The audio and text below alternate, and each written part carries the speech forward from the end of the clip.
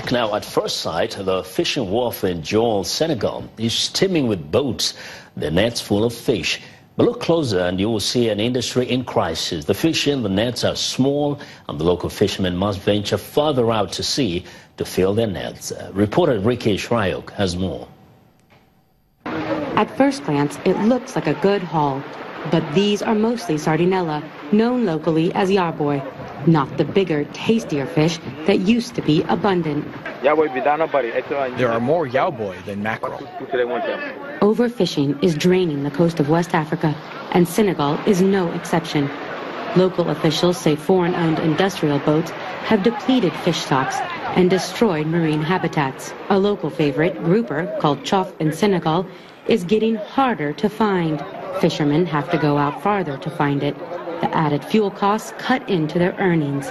Safsal is heading all the way to Bissau, 200 kilometers south, in search of the elusive chof. The fish that we're looking for are found in the rocks. There are no more rocks because they've all been destroyed by the industrial boats. And that's why we have to go to Guinea-Bissau, search for fish, and then return here. Under-regulated fishing by locals has also contributed to the problem. The government makes an effort, but it's very complicated. In the city of San Luis, for example, each neighborhood has a designated day it can fish. But in Joal, we don't do that yet. Every day, all the fishermen go to the sea. Sometimes, when a lot of them go, they bring back a lot of fish, and the price is not good.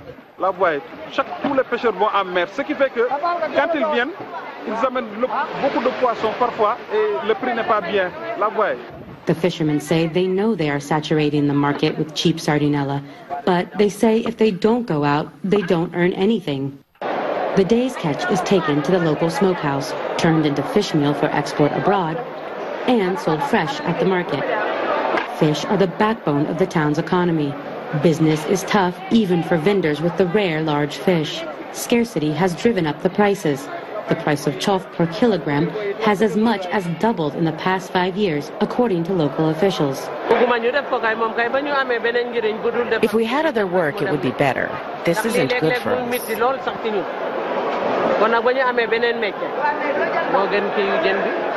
The impact of overfishing is felt even further in households nationwide. Senegal's national dish is called chebujen, which literally translates to fish and rice. But for a good chebujen, you need a good fish like a dorade or a chof. When someone says your husband is chofe, they are comparing him to chof. The chof is beautiful and has value. The chof is classy. Tonight, the family makes do with sardinella for their Ramadan meal. The next morning, the fishermen once again return to the sea. Ricky Shrayok for VOA News, Joal, Senegal. In northern Nigeria, some 2,000 young people from 44 local government areas of Kano State are getting tools needed for their work lives. It's part of the state government's initiative in collaboration with the DFID-funded Mafita project. Channels Television's correspondent Idris Jibrin compiled our next report. A cross-section will be used. The Kano State government, in partnership with the Mafita project, is creating job opportunities for about 2,500 youths from different parts of the state. With youths comprising much of an estimated 11 million population, the aim is to tackle unemployment by empowering at least 100,000 youths by 2017, including marginalized groups such as young women and people living with disabilities.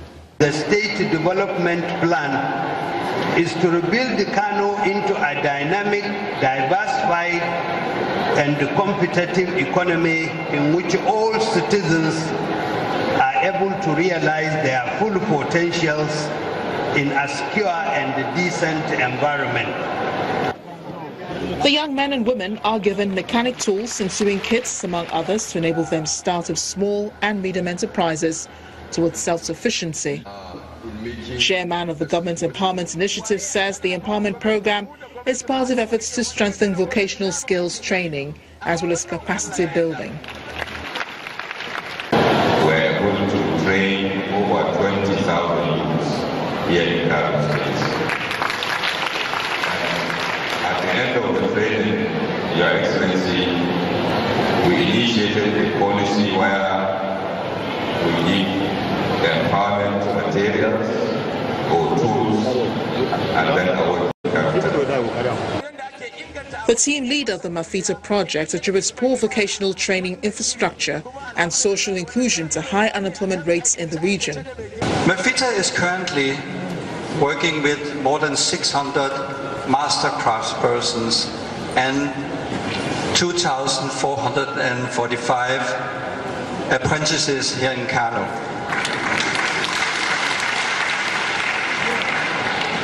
As it has been said several times, we are very much targeting the marginalized youth to give them a chance to get out of the marginalization and of the poverty they are living in now, to give them an option to begging on the streets and to give them an option for a better life.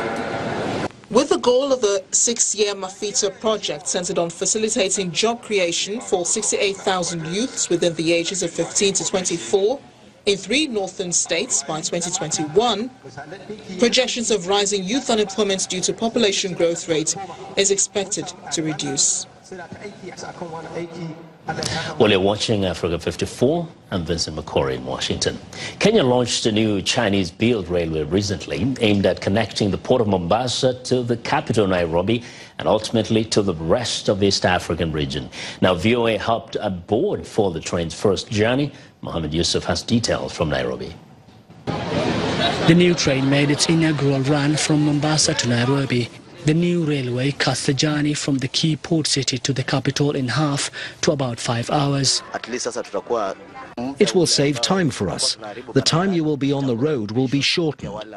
For the business people, they will have a good opportunity to do their business. So with that, our economy will be able to grow and people will earn more. This is Kenya's biggest infrastructure project since independence. President Uhuru Kenyatta has made it a cornerstone of his re-election bid in August. I think this is the true beginning of our transformation journey. And ultimately, Kenyans from all corners will begin to see the benefit, not just of this rail, but the ancillary activities that will develop as a result of us developing this spine as well as our continuation towards Port Kisumu. The Mombasa-Nairobi line will carry both passengers and cargo. It cost $3.2 billion and took 2.5 years to build. It is part of a larger ongoing project, an East African railway network called the Standard Gauge Railway being built and mostly financed by China. The plan is to extend the line as far as Burundi and the Democratic Republic of Congo. Infrastructure development to open up East Africa to trade fits into China's global Belt and Road strategy. The Export-Import Bank of China financed 90% of the Mombasa-Nairobi line. The government paid the other 10%. Relentless efforts of China Exim Bank to strengthen the partnership with African countries and enhance infrastructure connectivity in Africa. China Exim Bank values the long-standing friendly and cooperative ties with Kenya and stands ready to provide more financial support on the basis of mutual trust and mutual benefit. The government says the railway will boost Kenya's GDP, enabling the country to pay back the loan in as little as 4 years. But analysts advise caution. Modernizing infrastructure is important, but they say bad governance and conflict must also be addressed. This is an old train, and I think it's for intercity. It's now waiting to transport workers to their respective homes. Development, the roads, the railway lines, and all those are very important. But I think we are far from starting, because only building a road without addressing the other issues may not be a solution to Africa's problem. In Kenya, the new railway project has been clouded by accusations of corruption and concerns from environmentalists that the line cuts through vital wildlife habitats. Mohammed Yusuf for VOA News, Nairobi. It's now time for a short break, but before we go, a reminder to visit our website, channelstv.com, for all the latest information around the clock. You can also find us at youtube.com/channelsweb. Still to come, a non-profit organization is helping women become valued entrepreneurs bringing much-needed sustainable lighting to Tanzania, Uganda, and elsewhere. In that story after the break.